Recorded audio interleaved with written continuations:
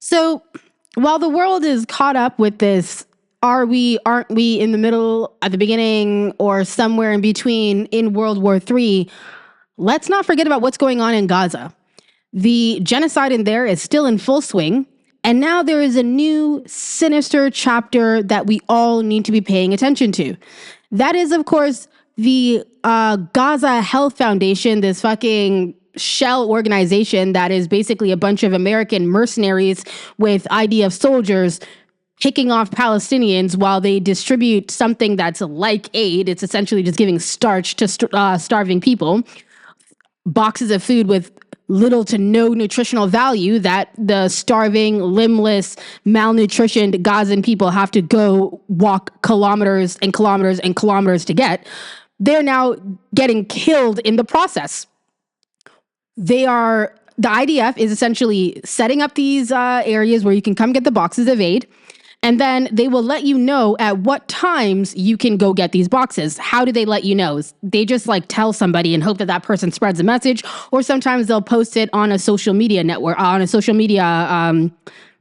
because that's the world that we live in now. You know, you find out if you can get life-saving aid from fucking Twitter or whatever.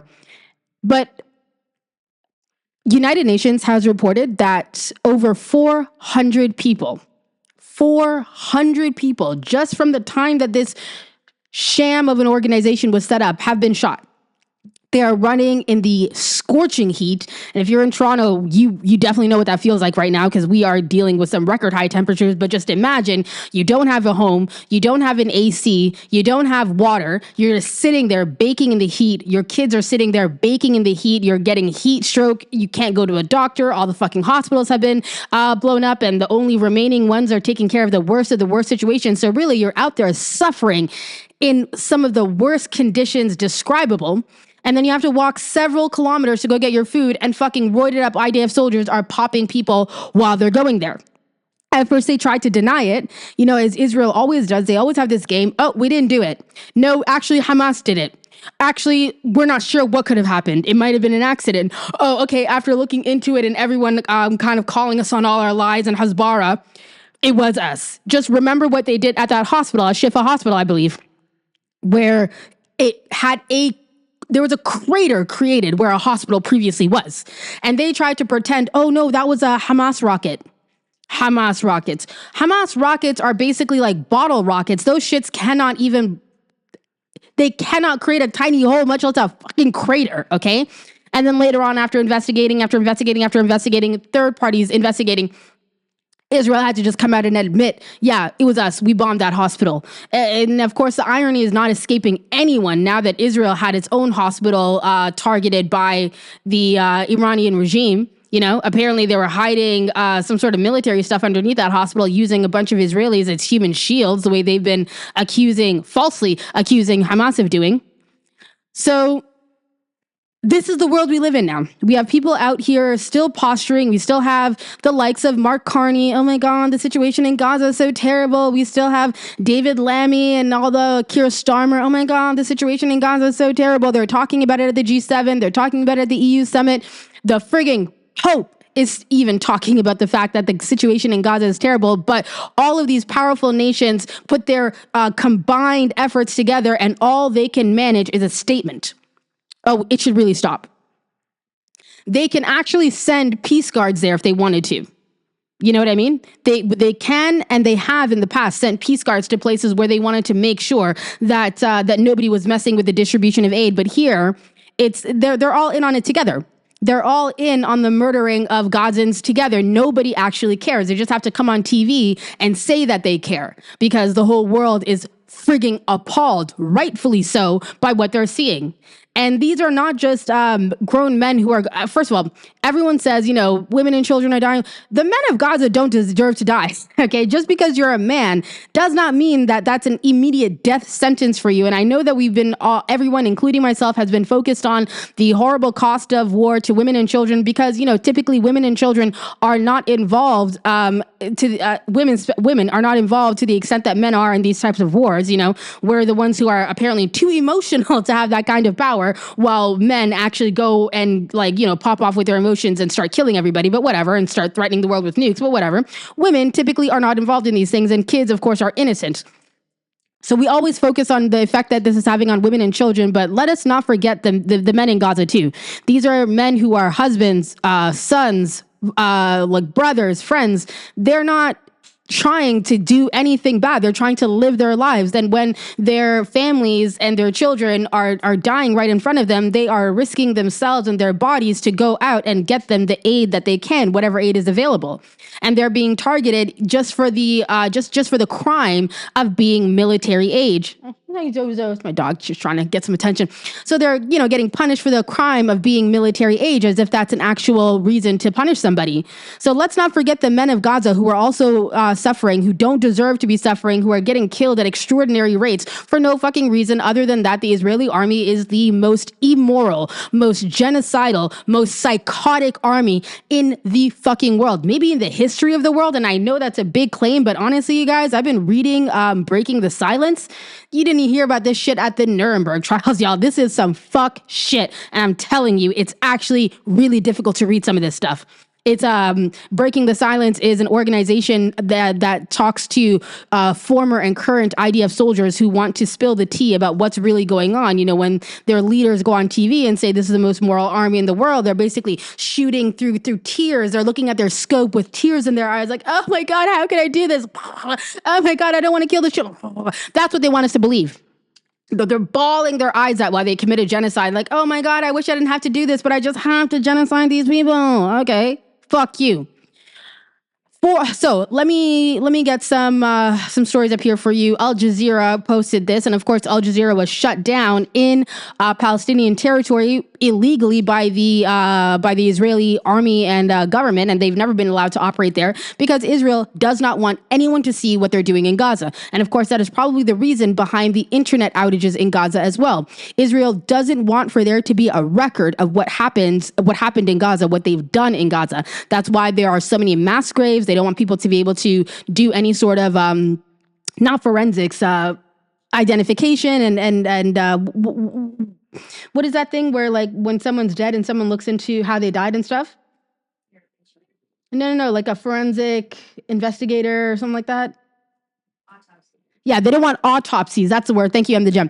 They don't want autopsies. They don't want investigations into how these people are dying because they will find even more of the horrific shit that has been found, such as people zip-tied, arms bound behind their backs, some of them with their mouths gagged, and then executed in mass numbers. These are things that have already surfaced that Israel's been trying to hide, so who fucking knows what we're going to find out when the dust settles. But listen to this from Al Jazeera. UNICEF warns that the Gaza Strip is also facing a man-made drought as its water systems have collapsed.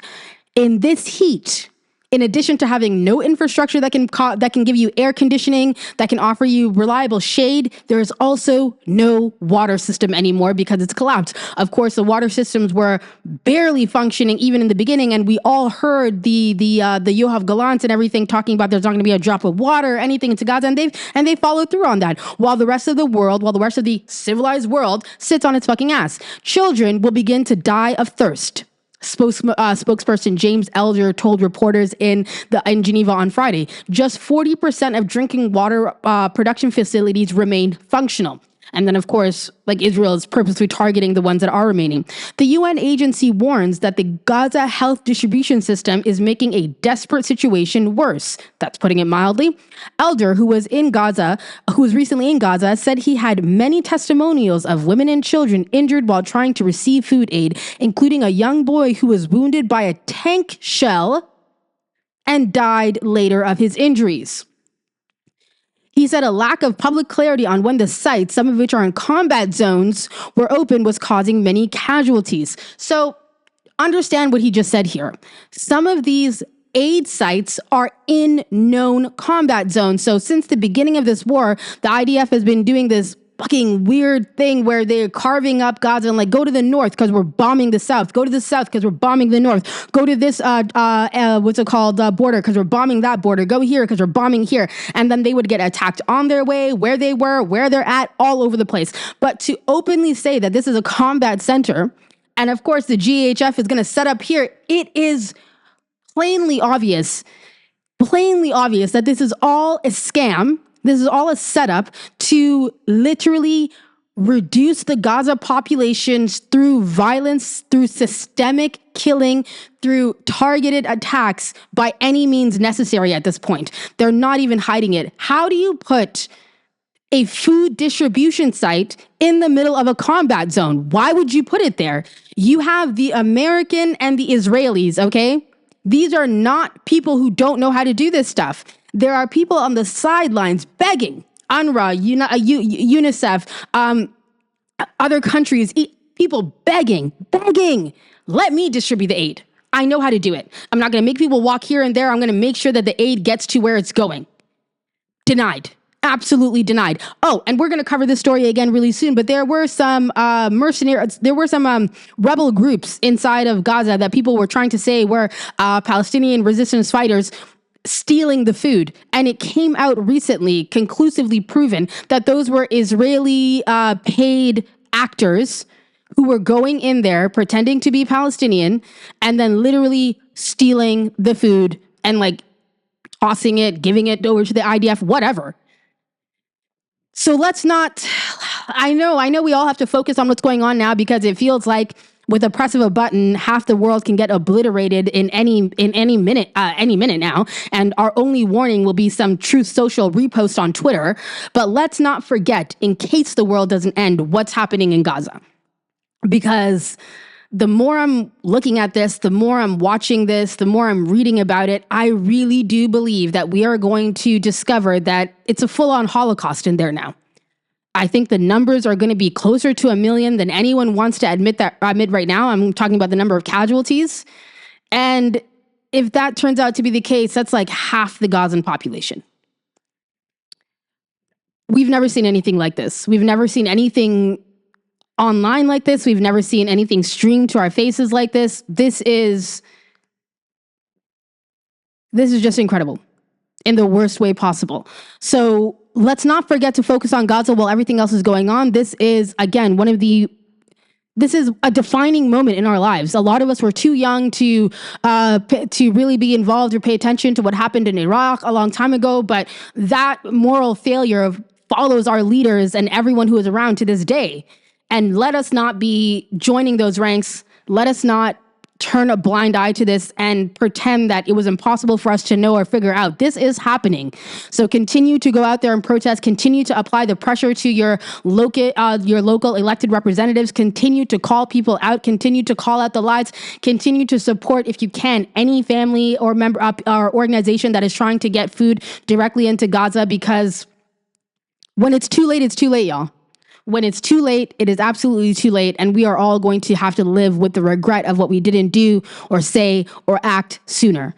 Anyhow, I'm going to wrap it up here. More to come. A lot of breaking news, a lot of shit happening all over the world. Bread in Captivity will be keeping you up to date. If you haven't already, please hit that subscribe button. We want to hit our second milestone, because we actually recently hit 100 followers. Thank you very much, and we want to hit 1,000 as soon as possible. So help us do that. Bread in Captivity, out.